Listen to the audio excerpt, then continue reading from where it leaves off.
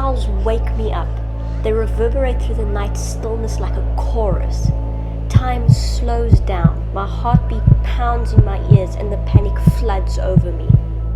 As the sun came up and the fear slowly melted away, a new question, an even bigger curiosity filled my mind. Why are there coyotes in my backyard?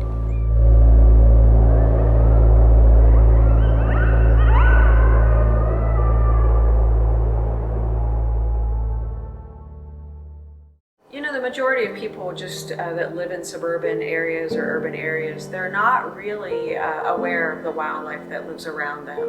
And most animals have learned to skirt human activity. I wanted to know more about these elusive animals. Maybe if I understood them a little better, I would fear them a little less. So I made 2 goals for myself. Goal number 1, I was going to catch a coyote on one of my trail cams. And goal number 2, I needed to see a coyote in real life, no fence between. I mean, how hard could that be? I spoke to locals and they were very accommodating in letting me set up cameras. This means I had trail cams placed in Tennessee, Georgia, and Alabama. Rural areas, suburbia, the woods behind my house, I had it all covered.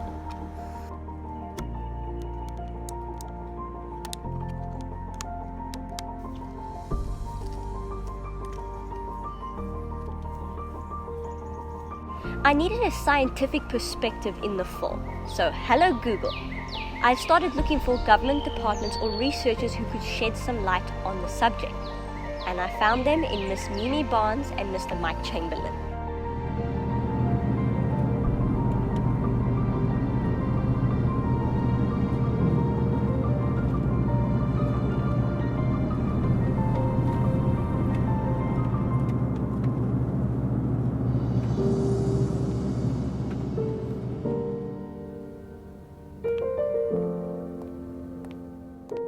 Coyotes were a Midwestern species, started moving across the Mississippi River in the 40s and 50s. And then you saw this fairly rapid eastward expansion. Records in the Georgia, South Carolina area, 1970s, 80s, you started seeing records of coyotes. Or at the time, a lot of people thought they were wolf sightings, but they were actually coyote sightings. And by the early 90s, they were ubiquitous throughout the southeastern United States, and by the late 90s had reached all of the Atlantic coastal states. The major predominant theory is that coyotes were able to utilize the freeway system. If you think about all the habitat along freeways, and the majority of a coyote's diet are small mice or voles, they had a food source and some linear open areas in which to travel. So that's one of the predominant theories at this point. They benefited from the extirpation of red wolves in the southeast. So red wolves were capable of displacing coyotes historically, and when we extirpated red wolves from the landscape, along with the federal highway system, created a perfect situation for coyotes to move eastward, and that's what they've done. I even had the opportunity to place a camera where traps were being set to catch coyotes. I knew it was not going to be a pretty picture if a coyote was caught, but it is an important puzzle piece in the story of coyotes in the South. I absolutely had to get that on camera.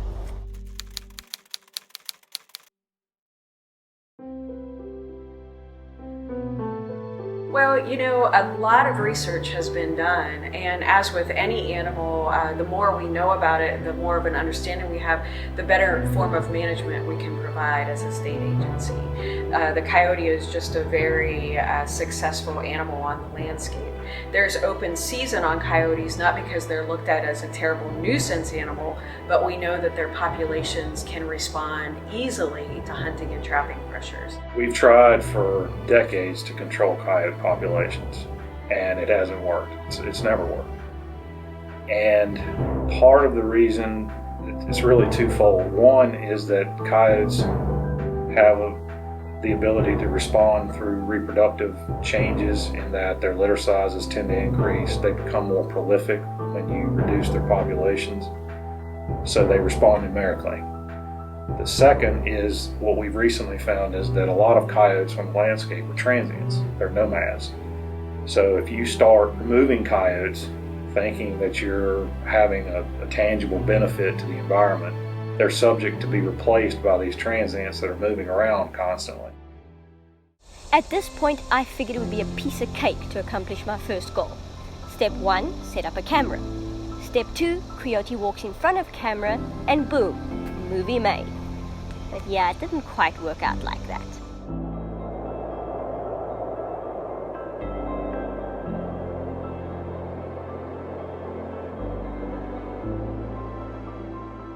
It's almost as if the coyotes knew I had a production deadline to meet.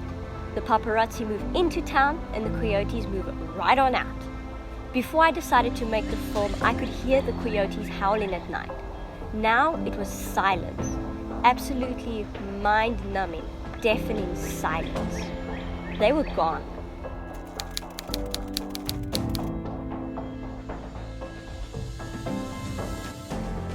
Coyotes have now become a keystone predator throughout the southeast, which all that means is they are somewhat of an umbrella species. They tend to have trickle-down effects on prey communities, so obviously they do affect rodent communities, rabbit communities, anything that they prey on.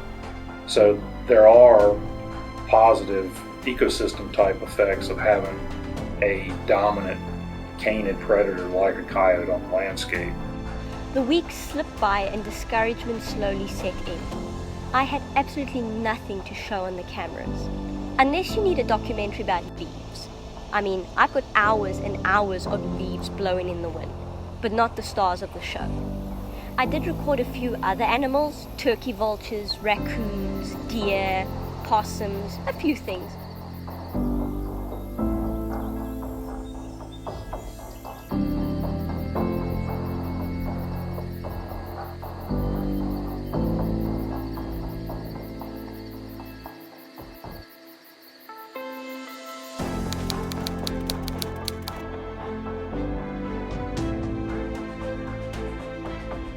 The problem, if you can call it a problem with coyotes, is their prey selection is so diverse. They can eat almost anything. So they tend to have fairly dramatic effects on prey communities in small localized areas. So there's a growing body of literature showing that coyotes can negatively impact sea turtles, for instance, that are nesting, because once they locate turtle nests, they tend to depredate those nests almost entirely.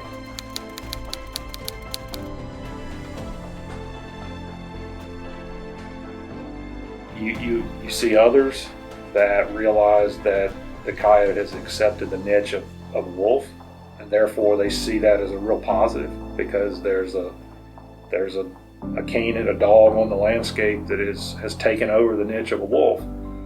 And then in that same vein, you see others in the conservation community that see that as a serious negative, that you have a 35-pound dog that's taken over the top predator billing, if you will, in the east. And that's a bit sad if you think about it, because historically you have seen very large predators dominate the landscape, and now because of our activities, you see a relatively small dog that's the top predator. Panic slowly started to set in. If I didn't get anything, something, even the tiniest glimpse of a coyote, this film would be a bust. And what's a movie without the main character? It's a failure. Scratch that. It's not a failure. It's not even a movie.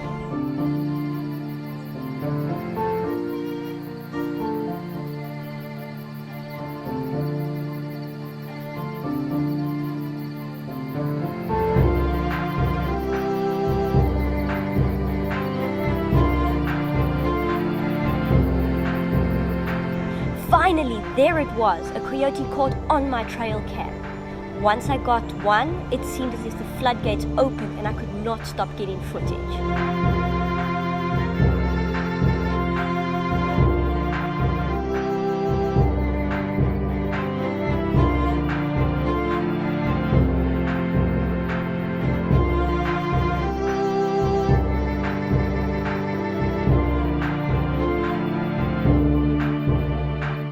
sometimes when people learn that they're in their area, they're very fearful.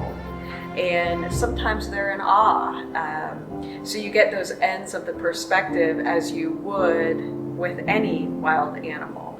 Some immediately want them removed, and some want to protect them, or they want to catch them on camera and they want to post it on social media, that what they have in their backyard. I still had one goal I needed to accomplish. I had to face my fear head on and see a coyote in person. And that's when I got the call. Hey, we got one.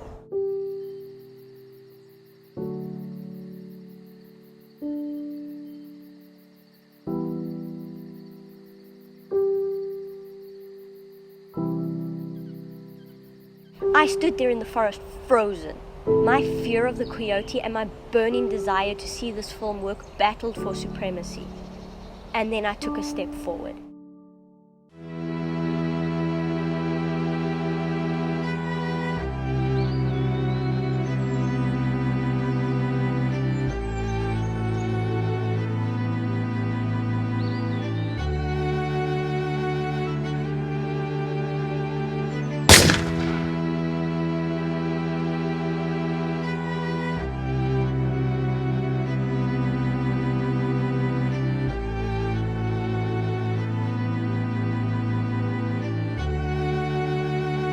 Coyotes are probably one of the most resilient mammals on Earth. They have demonstrated an ability to defy human control efforts. They've demonstrated the ability to expand their range at a rate that's unparalleled for a mammal of that size. They've learned how to deal with humans. They've learned how to use our landscapes. They've learned very quickly how to dominate the eastern United States from a predator standpoint. That's quite remarkable from the standpoint of a species. As a scientist, I marvel at that. As a person that lives in the United States, I'm almost dumbfounded as to how they've been able to do that so rapidly. So to me, when I think of a coyote, the first thing that comes to mind, the take home, if you will, is resiliency. They are so resilient to their environment, and they're so adaptable that it's quite remarkable.